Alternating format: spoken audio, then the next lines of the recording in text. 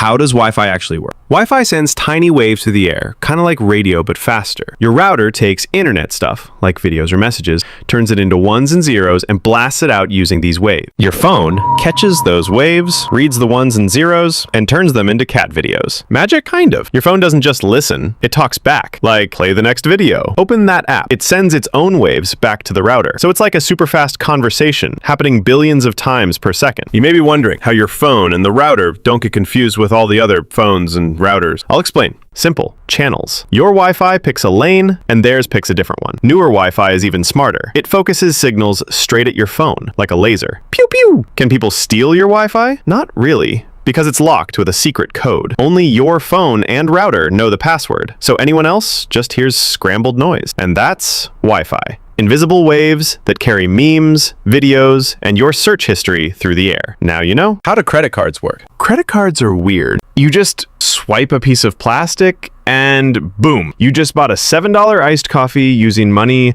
you don't have. How is that possible? Well, a credit card is basically saying, hey bank, spot me $7 real quick. I swear I'll pay you back. And the bank's like, okay, but if you don't, I'm charging you interest and maybe your soul. You're not spending your money, you're borrowing the bank's money and paying it back later. When you tap, swipe, or insert the card, your card sends your card number plus secret chip info to the store's payment system. The store says, hey bank, is this person good for $7? The bank checks your account and says, yep, send it through. Or, nope, decline. Shame them publicly. At the end of the month, your bank sends you a bill for everything you borrowed. If you pay it all back, no problem. If you don't, you pay interest, which is basically a crazy tax for not paying on time. The longer you wait, the more you owe. Like a financial snowball that only rolls downhill fast. Some cards give you rewards like points, cash back, or airline miles. Cool, right? Except if you forget to pay and get charged interest, you just spent $500 in airline points to buy a $6 granola bar. So yeah, credit cards are like magical rectangles that buy stuff now, make you pay later, and charge you if you mess up. Use it right equals good credit score. Use it wrong equals you owe Visa your kidney. Why are people left-handed? Only about 10% of people are left-handed, but why? Your brain has two halves, left and right. And get this, the left side of your brain controls the right side of your body, and the right side controls the left. In most people, the left brain is the boss, so they end up right-handed. But in lefties, the right brain is a little louder, so the left hand gets the spotlight. That's it. How do planes stay in the air? Okay, so planes are metal sky whales that weigh hundreds of thousands of pounds, and they just float? You're telling me a flying tube full of people, luggage, and tiny pretzels doesn't fall straight out of the sky? Let's unpack. Planes' wings use something called lift, which is a fancy science word for air pushing you up harder than gravity pulls you down. Here's the trick.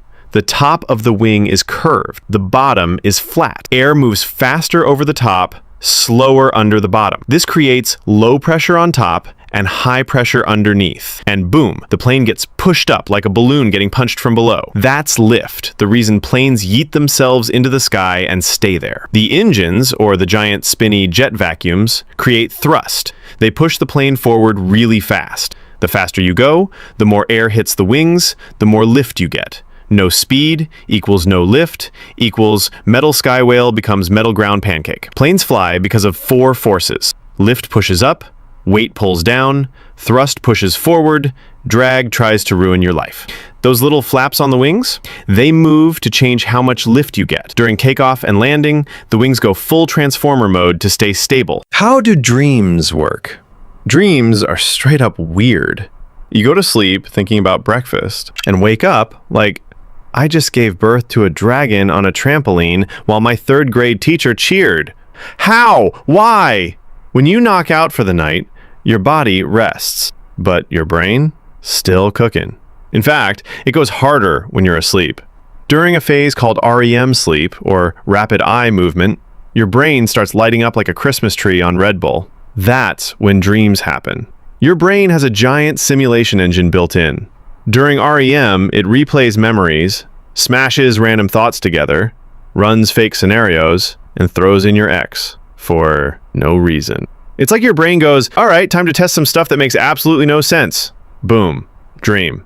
Scientists don't really know why we dream, but here are the top theories. Memory sorting. Dreams help organize your thoughts like a messy desktop. Emotional therapy. Your brain's like, let's process that trauma by turning it into a talking walrus. Threat practice. Ancient brain says, let's rehearse being chased by tigers, just in case. Honestly, it might be all of them at once, because your brain's logic filter is asleep too. During dreaming, the part that says, that doesn't make sense, is off. So anything goes. You can fly, breathe underwater, or fight dinosaurs with a spoon. Totally normal. Dreams are your brain's way of processing, simulating, and playing out life. What even is a black hole? Black holes are the final boss of space. Like, imagine something so heavy, so dense, so extra that not even light can escape it. You shine a flashlight at a black hole, too bad. That light is gone, yeeted into the abyss, deleted from reality. Take a giant star. Now let it live its life, burn through its fuel, and get old and cranky. Eventually, the star goes supernova explosion, and the middle part collapses. But it doesn't just collapse, it implodes into itself like a cosmic sinkhole until it's infinitely small. This creates a black hole, a spot in space with so much gravity that it just eats everything. Black holes don't suck stuff in, they pull stuff in with pure gravity. Like Earth's gravity keeps the moon in orbit, a black hole's gravity is like, hey moon, come here, forever. Even light, which is the fastest thing in the universe, can't outrun it. That's why they're black. Because light literally can't bounce back out. At the center is the singularity, a point that's infinitely dense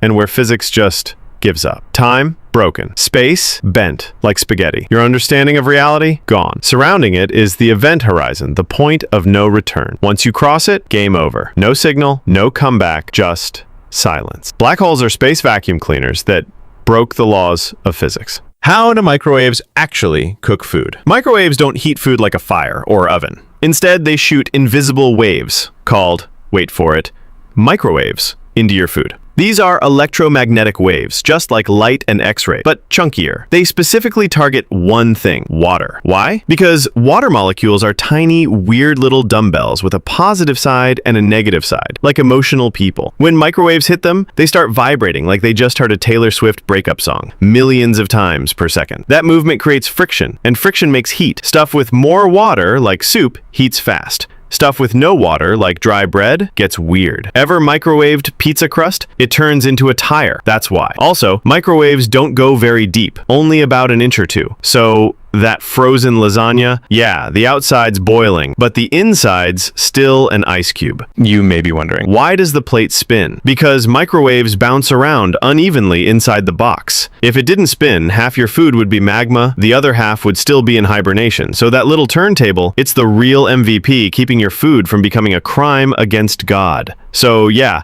your microwave cooks food by violently shaking water molecules with invisible waves. How does YouTube know what you want to watch? YouTube is scary. You watch one video about raccoons, and suddenly your homepage is like, here's 87 more raccoons. Also raccoons driving cars. Also raccoons in space. How does it know? Every time you click, tap, pause, rewind, or cry during a video, YouTube takes notes. What you watched, how long you watched it, what you clicked before and after, whether you liked, commented, or just dipped halfway through. It's not a website. It's a stalker with a clipboard. YouTube's goal? Get you to click and stay. If you click but don't watch for long, no bueno. If you watch forever but didn't click, also meh. But if you click and binge, like it's Netflix in 2013, the algorithm's like, send this person more. Feed them. Your homepage is built by a supercomputer on energy drinks that mixes what you like, what people like you like, what's trending, what you watched 3 years ago at 2 a.m. during a crisis. And yes, it remembers everything. Even that video you regret watching. You know the one. YouTube also compares your habits to millions of other people. If 800,000 people who watched How to Tie a Tie also clicked on How to Adult, YouTube's like, welp, must be related. Recommends it to you instantly. It doesn't know why you want it. It just knows you do. YouTube suggests videos using a brain-melting algorithm, all to keep you watching forever. YouTube doesn't care what you watch. It just wants you to not stop. If you enjoyed this video, YouTube knows you'll like this video right here, so just watch it.